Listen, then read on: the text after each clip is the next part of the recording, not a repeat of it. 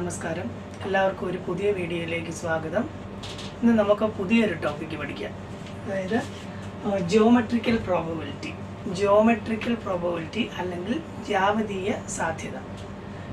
Geometrical probability അല്ലെങ്കിൽ ജ്യാമിതീയ സാധ്യത.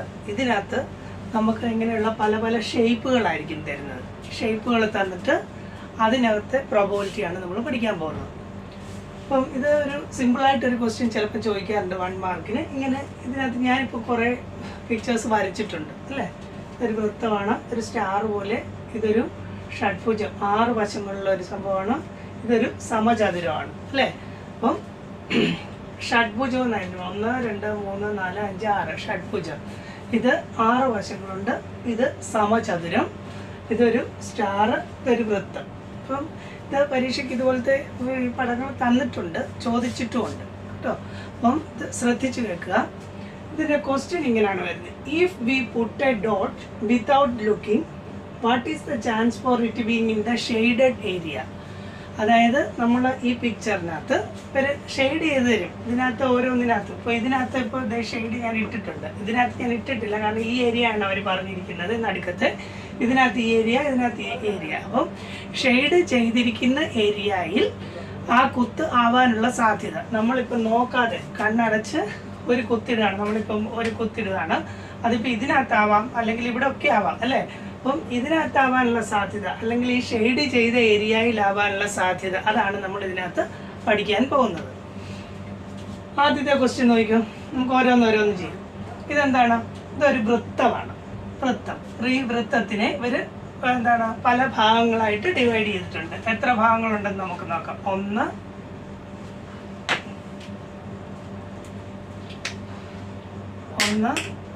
2 3 4 5 6 7 8 എണ്ണം ഉണ്ട് അല്ലേ.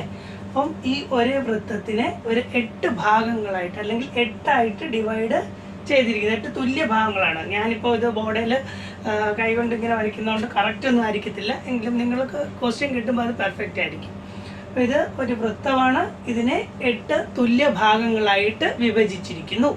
ഇതിൽ നമ്മൾ നോക്കാതെ ഒരു കുത്തിട്ടാൽ ഷെയ്ഡ് ചെയ്തിരിക്കുന്ന ഭാഗത്ത് വീഴാനുള്ള പ്രോബബിലിറ്റി എന്തെന്നാണ് ക്വസ്റ്റ്യൻ.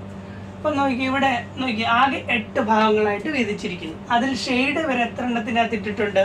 3 എണ്ണത്തിനകത്ത്. 1 2 3 ഭാഗത്തിലാണ് ഷെയ്ഡ് ഉള്ളത് അല്ലേ. അപ്പം നമുക്ക് അതിൻ്റെ പ്രോബബിലിറ്റി എഴുതാമല്ലോ.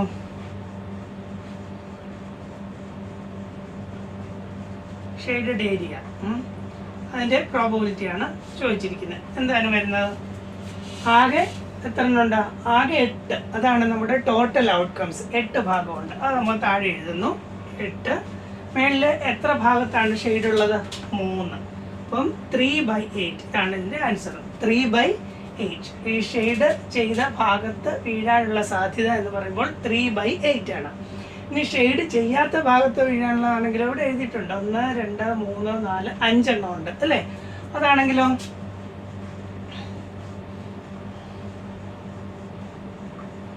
ഷെയ്ഡ് ചെയ്യാത്ത ഭാഗത്ത് വീഴാനുള്ള സാധ്യത എത്രയാണ്? 5/8. അപ്പോൾ ഇതിനകത്ത് ഇവർ തന്നെ ഡിവൈഡ് ചെയ്ത് തന്നിട്ടുണ്ട്. നമ്മൾ ഇതുപോലത്തെ ഷേപ്പ് വരുമ്പോൾ ചെയ്യേണ്ടത്, നമ്മൾ ഇതിനെ എല്ലാം ഒരേ ഷേപ്പിൽ നമ്മൾ ഡിവൈഡ് ചെയ്യണം.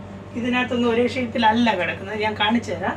അങ്ങനെ ചെയ്തിട്ട് അതിനകത്ത് എത്ര ഭാഗത്ത് ഷെയ്ഡ് ഉണ്ടോ അത് നോക്കിയാൽ മതി. അപ്പോൾ ഇതൊക്കെ ഇത് കറക്റ്റായിട്ട് അവർ തന്നെ ഇങ്ങനെ തന്നിരിക്കുകയാണ്. 8 ഭാഗമുണ്ട്, അതിൽ 3 എണ്ണത്തിൽ ഷെയ്ഡ് ഉണ്ട്. അപ്പം ഷെയ്ഡുള്ള ഏരിയ 3/8, ഷെയ്ഡ് ഇല്ലാത്ത ചോദിച്ചു കഴിഞ്ഞാൽ 5/8. ഇത് ഇത്രയേ ഉള്ളൂ. ഇനി ഇതിനാണെങ്കിൽ നോക്കി, ഇത് ഒരു സ്റ്റാറാണ്. അപ്പം 1 2 3 4 5 6 സംഭവം ഒരുപോലെയുണ്ട് അല്ലേ. ബാക്കിയൊന്നും ഒരുപോലെ അല്ല. അപ്പം നമ്മൾ ചെയ്യേണ്ടത് എന്താണെന്ന് വെച്ചാൽ ഇതിനെ ഒരുപോലെ ആക്കണം. ഇങ്ങനെ ഒന്ന് ക്രോസ് ചെയ്യുക.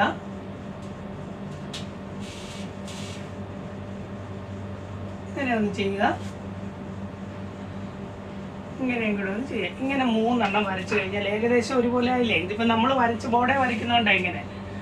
നമ്മൾ ക്വസ്റ്റ്യൻ പേപ്പറിലൊക്കെ കമ്പ്യൂട്ടറൈസ്ഡ് അല്ല, അപ്പോൾ കറക്റ്റായിട്ട് വരും. അപ്പം നമുക്ക് നോക്കാം. ഇത് 1 2 3 4 5 6 എണ്ണം ഉണ്ടായിരുന്നു. അപ്പം നമ്മുടെ ഇവിടെ ഇവരെ ഇങ്ങനെ ചെയ്തിട്ടില്ലായിരുന്നു. നമ്മളത് കട്ട് ചെയ്ത് ഒരുപോലെ ആക്കി.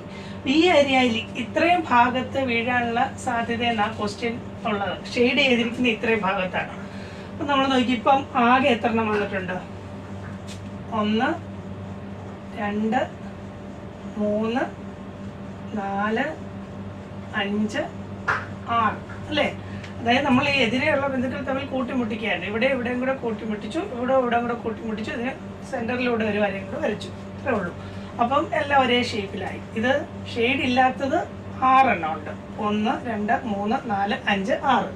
ഷെയ്ഡ് ഉള്ളതെന്ന് നോക്കിയോ? 1 2 3 4 5 6. ഇതും 6 എണ്ണം ഉണ്ട് അല്ലേ? അപ്പം നമ്മൾ ഇതിനകത്ത് ശ്രദ്ധിക്കേണ്ടത് നമ്മൾ ഇതിനെ എല്ലാത്തിനെയും ഒരേ ഷേപ്പിലാക്കണം, ഒരേ അളവിലുള്ള ഷേപ്പിലാക്കണം. അപ്പം ഇതെല്ലാം ഇങ്ങനെയല്ലേ നിൽക്കുന്നത്. അപ്പോൾ ഇത് നമ്മൾ ഇങ്ങനെ ഒന്ന് വരച്ചു, സെൻറ്ററിലൂടെ ഒന്ന് വരച്ചു. അപ്പം എല്ലാം ഏകദേശം ഒരേപോലുള്ള ത്രികോണങ്ങളായി അല്ലേ? അപ്പോൾ ഇവിടെ പുറത്ത് 6 എണ്ണം ഉണ്ട്, അകത്തും 6 എണ്ണം ഉണ്ട്. ഇപ്പോൾ ടോട്ടൽ എത്ര എണ്ണം വരുന്നുണ്ട്? 12 എണ്ണം ഉണ്ട്. നമുക്ക് ഷെയ്ഡ് ചെയ്ത ഏരിയയിലെ പ്രോബബിലിറ്റി എഴുതാം. ഇതിനകത്ത് എത്ര എണ്ണത്തിനകത്താണ് ഷെയ്ഡ് ഉള്ളത്? 6 ബൈ ടോട്ടല് 12 എണ്ണം ഉണ്ട്. 6 ബൈ 12 വേണമെങ്കിൽ ചെറുതാക്കി എഴുതാം. 6 കൊണ്ട് ഹരിക്കുക, 1/2 അത്രേ ഉള്ളൂ. ഓക്കെ. ഷെയ്ഡ് ചെയ്യാത്തതും അതേ ആൻസർ തന്നെ വരും. ഇവിടെ 1 2 3 4 5 6. ഷെയ്ഡ് ചെയ്യാത്ത ഏരിയയുടെ ആണെങ്കിൽ നോട്ട് എസ് എന്നാണ് ഞാൻ എഴുതുന്നത്. ഫുൾ എഴുതുന്നില്ല, ഷെയ്ഡ് എന്നുള്ള എസ് ഇട്ടിട്ടുള്ളത്. അപ്പം 1 2 3 4 5 6 അതും നമ്മുടെ ഫേവറബിൾ ഔട്ട്കം ആണ്. ഇനി അടുത്ത ഇതാണ്, നോക്കിയേ. ഇതിപ്പം ഞാനിതിനകത്ത് വരച്ചപ്പോൾ ഇതിന് ഇച്ചിരി നീളം കൂടുതലുണ്ട്, സാരമില്ല, ഇതെല്ലാം ഒരുപോലെയാണ് സങ്കല്പിക്കുക കേട്ടോ. അപ്പം 1 2 3 എണ്ണം ഉണ്ട് ഇപ്പോൾ ഒരുപോലത്തെ അല്ലേ? 1 2 3 എണ്ണം ഉണ്ട്. ഇതിനെ ഇനിയും ഒരുപോലെ ആക്കാൻ എങ്ങനെയാണ് ചെയ്യുന്നത് വെച്ചാൽ ഈ സെൻറ്ററിലൊരു പോയിന്റ് മാർക്ക് ചെയ്യുക, ഇതിൻ്റെ സെൻറ്ററിൽ. എന്നിട്ട് ഇങ്ങനെ വെച്ചു.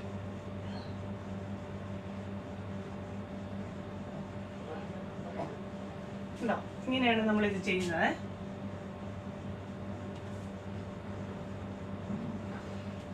അപ്പം ഇത് ഔട്ടർ ഇത് തന്നിട്ടുണ്ടായിരുന്നു. 6 വശങ്ങളുണ്ട്, 6 തുല്യ വശങ്ങൾ അല്ലേ? അപ്പം ഷഡ്ഭുജമാണിത്. 6 തുല്യ വശങ്ങളുണ്ട്. അതിൽ ഒന്നിടവിട്ടുള്ള വശങ്ങൾ തമ്മിൽ യോജിപ്പിച്ചപ്പോൾ ഒരു ത്രികോണം കിട്ടിയിരുന്നു. ഇവിടുന്ന് ഇങ്ങോട്ട്, ഇവിടുന്ന് ഇങ്ങോട്ട്, ഇവിടുന്ന് ഇങ്ങോട്ട്, ഇങ്ങനെ വെച്ചപ്പോൾ ഈ അകത്തൊരു ത്രികോണമായിട്ടുണ്ടായിരുന്നു. അതാണ് ഷെയ്ഡഡ് ഏരിയ. ക്വസ്റ്റ്യനിലെ ഷെയ്ഡഡ് ഏരിയ ഇതാണ്. ഞാനിത് മൊത്തം വരച്ചു കഴിഞ്ഞാൽ ഇത് അകത്തെ ഒന്നും കാണത്തില്ല, അതുകൊണ്ടാണ്. ഓക്കെ. അപ്പം നമ്മൾ എന്ത് ചെയ്തു? ഇതിനെ നമ്മൾ ഒരു സെൻറ്റർ പോയിന്റ് മാർക്ക് ചെയ്തിട്ട് ആ സെൻറ്റർ പോയിന്റുമായിട്ട് ഓരോ ത്രികോണത്തിൻ്റെ ഓരോ മൂലകളെയും ബന്ധിപ്പിക്കുക. ഇതുണ്ടോ? ഇങ്ങനെ വരയ്ക്കുക ത്രികോണത്തിൻ്റെ ഓരോ കോണുകളും അല്ലേ? അപ്പോൾ ഇവിടെ നിന്ന് ഇങ്ങോട്ട് വരച്ച് സെൻറ്ററിലേക്ക് വരച്ചു, ഇവിടുന്ന് വരച്ചു, ഇവിടുന്ന് വരച്ചു. ഇപ്പം നോക്കിയേ, ഇപ്പോൾ ഏകദേശം ഒരേ ഷേപ്പായില്ലേ? 1 2 3 4 5 6 ഒരേപോലുള്ള ഇതൊക്കെ ത്രികോണം തന്നെയാണല്ലേ? അപ്പോൾ 6 ത്രികോണമാണ്. അപ്പോൾ ഇതിനകത്ത് ഷെയ്ഡ് ചെയ്ത് ഈ അകത്തെ ഭാഗമാണ്. അതിനകത്ത് അത് എത്ര എണ്ണം ഉണ്ട്? 4 5 6. ഇതിനകത്ത് 3 എണ്ണം ഉണ്ട് അല്ലേ?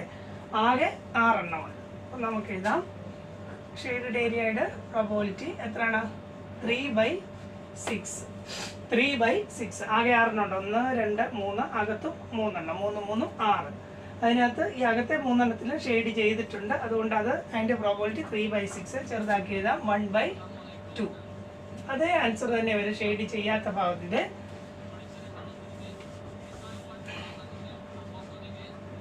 Probability of not shade, not S എന്ന് ഞാൻ എഴുതിയിട്ടുള്ളൂ. അത് എന്താ വരുന്നത്? 1 2 3, 3/6 അല്ലേ? ചെറുതാക്കുമ്പോൾ 1/2 എന്ന് വരും. ഇതിനൊക്കെ ചെയ്യേണ്ടത് എളുപ്പമാണ്. നിങ്ങൾക്ക് പെട്ടെന്ന് ക്വസ്റ്റ്യൻ കാണുമ്പോൾ മനസ്സിലാവും എങ്ങനെ കട്ട് ചെയ്താൽ ഇത് ഒരുപോലെ, എങ്ങനെ വരച്ചാലും ഒരുപോലെ ആവും. ഒരുപോലെ ആക്കുക, എന്നിട്ട് മൊത്തം എണ്ണുക. അതിനകത്ത് ഷെയ്ഡ് ചെയ്ത ഏരിയ എത്രയുണ്ടോ അത് മേളിൽ എഴുതുക, ടോട്ടൽ എത്രയുണ്ടോ അത് താഴെ എഴുതുക. നമ്മുടെ പഴയ ഫോർമുല തന്നെ, favourable outcomes by total outcomes. ഇനിയും അടുത്തത് നോക്കി, ഇതൊരു സമചതുരമാണ്. പുറത്തൊരു സമചതുരം. ഇതിൻ്റെ ഓരോ വശങ്ങളിലെ മധ്യബിന്ദുക്കളുണ്ട്. അതിനെ കൂട്ടിമുട്ടിച്ചുകൊണ്ട് വേറൊരു സമചതുരം കൂടെ ഉണ്ടാക്കിയിരിക്കുന്നു അകത്ത് അല്ലേ? ഇതും ഒരു സമചതുരം തന്നെയാണ്. ഇതിനകത്ത് ഇവിടെ വീഴാനുള്ള സാധ്യത ഇതാണ് ഷെയ്ഡഡ് ഏരിയ. ഇതാണ് ഷെയ്ഡ് ചെയ്തിരിക്കുന്ന ഏരിയ. അപ്പം നമ്മൾ നോക്കാതെ ഒരു കുത്തിട്ടാൽ അത് ഈ അകത്തെ സമചതുരത്തിൽ ആകാനുള്ള സാധ്യതയുണ്ട്. അതാണ് ചോദ്യം. അപ്പോൾ നമുക്കറിയാം ഇത് എന്താണ്, ഇങ്ങനെ ത്രികോണങ്ങളാക്കിയിട്ടുണ്ടല്ലേ. ജസ്റ്റ് ഇത് എങ്ങനെ വരയ്ക്കുക, ഒന്ന് ഇങ്ങനെയും കൂടെ വരയ്ക്കുക. അപ്പോൾ ഇതേ എല്ലാം ഒരേ ഷേപ്പായി അല്ലേ. ഇവിടെ നമ്മുടെ ഇത് തമ്മിൽ ഈ അകത്തെ സമചതുരത്തിൻ്റെ എതിർവശങ്ങൾ തമ്മിൽ കൂട്ടിമുട്ടിക്കുക. ഇപ്പം എത്ര എണ്ണം ഉണ്ട്? ഇപ്പം 1 2 3 4 5 6 എണ്ണം ഉണ്ട്. സോറി, 1 2 3 4 5 6 7 8 എണ്ണം ഉണ്ട് അല്ലേ. അപ്പം പ്രോബബിലിറ്റി ടോട്ടൽ ഔട്ട്കംസ് നമുക്ക് 8 ആണ്. ആകെ എത്ര എണ്ണം? 1 2 3 4 5 6 7 8 എണ്ണം ഉണ്ട് ടോട്ടൽ. അത് അപ്പം 8 നമുക്ക് താഴെ എഴുതണം. ടോട്ടൽ ഔട്ട്കംസ് നമ്മൾ താഴെ എഴുതി. ഇനി ഷെയ്ഡ് ചെയ്ത ഭാഗത്ത്, ഷെയ്ഡ് ചെയ്തതിനകത്ത് എത്ര ത്രികോണമുണ്ട്? 1 2 3 4 എണ്ണം. അപ്പം 4/8. അതിനെ ചെറുതാക്കി എഴുതിയാൽ 1/2. 4 കൊണ്ട് ഹരിക്കാം. മേളിൽ 4 കൊണ്ട് ഹരിച്ചാൽ 1, 8നെ 4 കൊണ്ട് ഹരിച്ചാൽ 2. ഷെയ്ഡ് ചെയ്യാത്ത ഏരിയ ചോദിച്ചാലും അത് തന്നെയാണ്. പുറത്തും എത്ര എണ്ണം ഉണ്ട്? 4 എണ്ണം ഉണ്ട്. 4/8 1/2. അപ്പം ഇത് ഇത്രയും പിക്ചേഴ്സ് ആയിരിക്കും തരിക. നിങ്ങൾ അതിനെ എന്ത് ചെയ്യണം? ഒരേ ഷേപ്പിലാക്കണം കട്ട് ചെയ്ത്. അപ്പോൾ ഇവിടെ നമുക്ക് ഇത് ഒന്നും ചെയ്യാതെ ഇങ്ങനെ തന്നിരിക്കുകയായിരുന്നു ഈ അകത്തെ ഏരിയ. അപ്പം നമ്മൾ എന്ത് ചെയ്തു? ഇങ്ങനെ ക്രോസ് ആയിട്ട് 2 വരച്ചു. ഇത് ഇങ്ങനെ കൂടെ വരച്ചപ്പോൾ എല്ലാം ഏകദേശം ഒരേ ഷേപ്പായി. അതിനുശേഷം നമ്മൾ എണ്ണുക. അതിനകത്തെ എത്ര എണ്ണം ഉണ്ട്? 1 2 3 4 5 6. അത് മേളിൽ എഴുതുന്നു. Favourable outcomes. ടോട്ടൽ എത്ര ഉണ്ട്? അകത്ത് 6 ഉണ്ട്, പുറത്തും 6 ഉണ്ട്. ടോട്ടൽ 12 എണ്ണമാണ്. ഇതും അതുപോലെ തന്നെ ഈ 3 വരകൾ ക്വസ്റ്റിനകത്ത് തന്നിട്ടില്ല. അതിനകത്ത് ഇത് ഒരു ഷഡ്ഭുജം, അതിനകത്ത് ഒരു ത്രികോണം മാത്രം തന്നിട്ട് ത്രികോണത്തിൽ വീഴാനുള്ള സാധ്യത എന്നാണ് ചോദിച്ചിരിക്കുന്നത്. അപ്പം നമ്മൾ എന്ത് ചെയ്യണം? ഇതിനെ ഈ സെൻറ്റർ പോയിന്റ് വരച്ചിട്ട് ഇങ്ങനെ വരയ്ക്കുമ്പോഴത്തേക്ക് നമുക്ക് ടോട്ടൽ ഒരേപോലുള്ള 6 എണ്ണം കിട്ടും. അപ്പം എന്നിട്ട് ഷെയ്ഡ് ചെയ്ത ഭാഗത്ത് 3 എണ്ണം ഉണ്ട്, 3/6. ഇതും അതുപോലെ തന്നെ എന്താണ്, ഒരു സമചതുരം അതിൻ്റെ സെൻറ്റർ പോയിന്റുകൾ തമ്മിൽ കൂട്ടിമുട്ടിച്ചുകൊണ്ട് വേറൊരു സമചതുരം ഉണ്ടാക്കും. ഈ അകത്തെ സമചതുരത്തിൽ വീഴാനുള്ള സാധ്യത എന്നാണ് ക്വസ്റ്റ്യൻ. അപ്പോൾ അകത്തെ സമചതുരം എന്ത് ചെയ്യണം? നമ്മൾ ഇതിനെ ഇങ്ങനെ സെൻറ്ററിലൂടെ 2 വര വരച്ച് കഴിയുമ്പോഴത്തേക്ക് ഇതെല്ലാം ഒരുപോലെയാവും. 1 2 3 4 5 6 7 8. ആകെ 8 എണ്ണം ഉണ്ട്. അതിനകത്ത് ഷെയ്ഡ് ചെയ്ത ഏരിയ 4.